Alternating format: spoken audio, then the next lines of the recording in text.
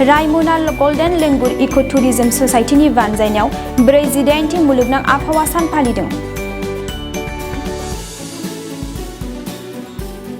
लोगोसे रायमना माहारियारि हाग्रामाया 1 बोसोर आबुं जानायनि मुङाव रंजानायजों गाजा गोमजा हाबाफारि खुंफुंदों। मख'जाथावदि बे हाबाफारियाव गाहाय आलासि महरै 28 नं बियाबनि एमएलए जिरन बसुमतारिया नुजाथिफैयो।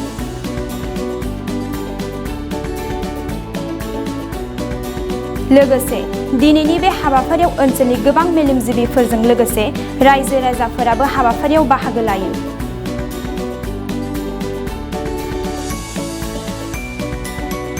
एमएलए बिथाङा नुजाथिफैनायनि गेजेरजों बिफां गायनाय हाबाफारिबो लाफायो। लोगोसे बिथाङा गासैबो रायजो राजाफोरखौ खावलायोदि दिनैनि सानाव गासैबो बिफां गायनांगौ आरो आबहावानि रैखाथिनि थाखाय खामानिबो मावनो हानांगोन होननानै फोरमायो।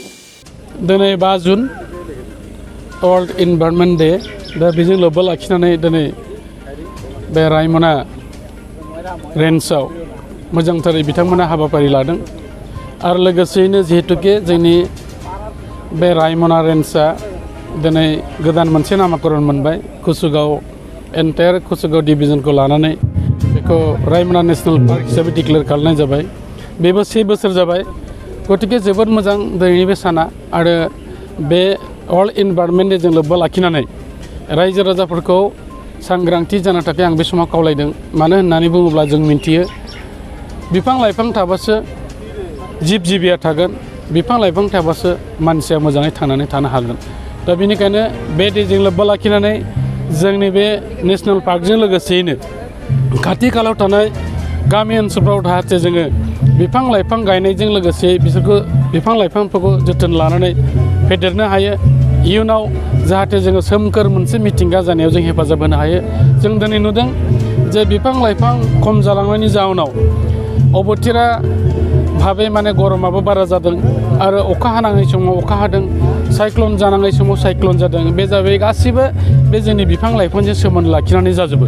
दा बेनिखायनो बे हाबाफारिया जोबोद गोनांथार आरो बिसेसकरि जोंनि बे ओनसोलाव थानाय जे रायजो राजा बिथांमोन जोङो बेवहाय गोदो गोदायनिफ्रायनो रायजो जाबोदों।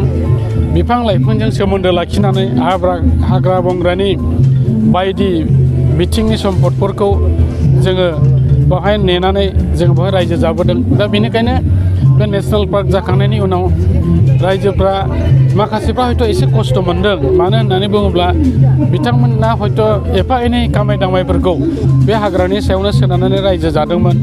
हयथ' दंफां मोनसे मोननै लायनानै फाननानै जादोंमोन। नाथाय जों बेखौहाय एखेबारे गोदोनि बायदि लाबाय थाबानो जानाय नङा। आं खावलायदों रायजो राजाफोरखौ जोङो गाव गावनावनो हा हु दं, जों जाहाथे मोजाङैनो आबाद मावनानै जानो हायो आरो जाय बिथांमोना निरिह जेबो गैथ्रा बिथांमोनखौ जोङो आइडेन्टिफाइड खालामनानै जोंनि बिटिआर सरकारा थांनाय समफ्राव जेरैबायदि अनसुंथाइ होदों फैबाय थानाय समावबो जों होगोन। आरो आं बेनिखायनो खावलायदों फरेस्ट डिपार्टमेन्टखौबो बिथांमोना जाहाथे मोजां नोजोर लाखियो। जोङो रायजो राजा बिथांमोनजों सोमोन्दो लाखिनानै बेखौ फिन मोजां मोनसे परिबेसाव जोङो बे बिफां लाइफांखौ जोथोन लानानै गुदु हाग्राजों खालामफिननो हायो। बेनि थाखाय बयबो सांग्रांथि जानांगोन आरो बिसेसकरि आङो गावब्रा बिथांमोनखौ खावलायदों। गावब्रा बिथांमोनहा गाव गावनि ओनसोलाव थानाय रायजो राजाफोरखौ बुजायनांगोन। जिहेतुके जों खाथियावनो नेशनेल पार्क मोननो हाबाय, बे नेशनेल पार्कखौ लाखिनांगौआ बयनिबो दायित्व दङ। दा बेनिखायनो गावबुरा मानगोनां बिथांमोनहाबो गामिनि रायजो राजाखौ बुजायो आरो आं मिथिनो मोन्दों लासै लासैनो रायजोफ्रा बुजिनो मोनबाय आरो दिनै नोंथांमोना नुदों जे बेखौ नेशनेल पार्क फोसावनाय लोगो लोगो गुबुन गुबुन जायगानि मानसिफ्राबो फैनानै बाव बेरायफैनो हमबाय आरो बे रोखोमैनो दावबायारिफ्रा जुदि बिथांमोननि फैनाय हारा जुदि बांसिन जायोबा जों जायगायावनो बिथांमोनखौ दोननो हानाय बेबस्था, जायगायावनो जाहोनो हानाय जुदि बेबस्था बेबायदि जुदि खालामनो हायोबा निस्सय जोंनि मानसिफ्रा थांनानै थानायनि राहाखौ मोनगोन। बेनिखायनो दिनैनि साना जों साफ्रोमनि थाखाय मोनसे मोजां सान, मानसि हारिनि थाखाय मोनसे मोजां सान। जोङो खालिबोल' जोङो बिफां लाइफांखौ गायनायजों लोगोसे बेखौ जोथोनै लाखिनांगौ।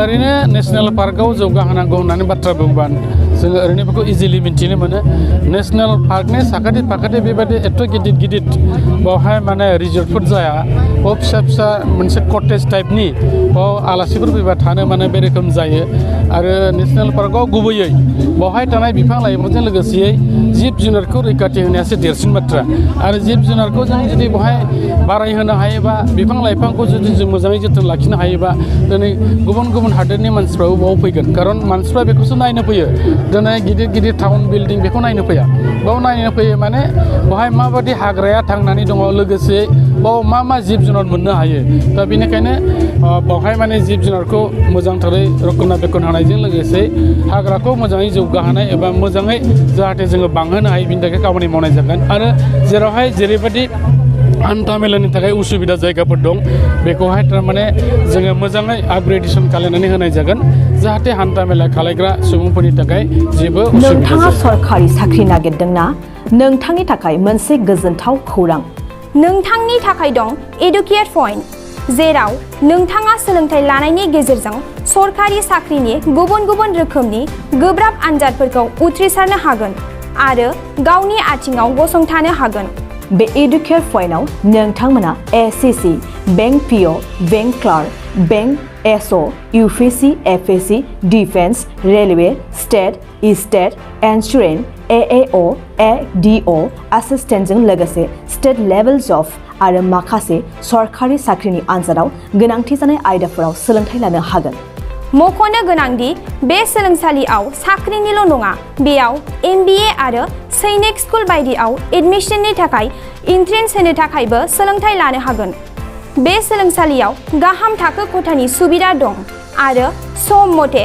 नोंथांनि सोलोंथाइखौ बे सोलोंसालियाव होनाय जागोन बेखौबो मिथिनांगोन दि बे एडुकेट पइन्टआव सोलोंथाइ लानानै बावैसो 2021-22 इं मायथाइनि एसएससि जिडिनि आनजादाव गासै 11 सा सोलोंसाफोरा उथ्रिसारनो हादों बारा नङा गासै 15,000 रांजोंनो नोंथाङा बे सोलोंसालियाव 6 दानसिम सोलोंथाइखौ लानो हागोन बे सोलोंसालिया क'क्राझार बरपेटा रड गवालपारा आरो बङाइगावआवबो दं क'क्राझाराव सोलोंथाइ लानो गोसो गुदुं जानाय सुबुंफोरा 70020261333 9101 536360 70020261333 9101536360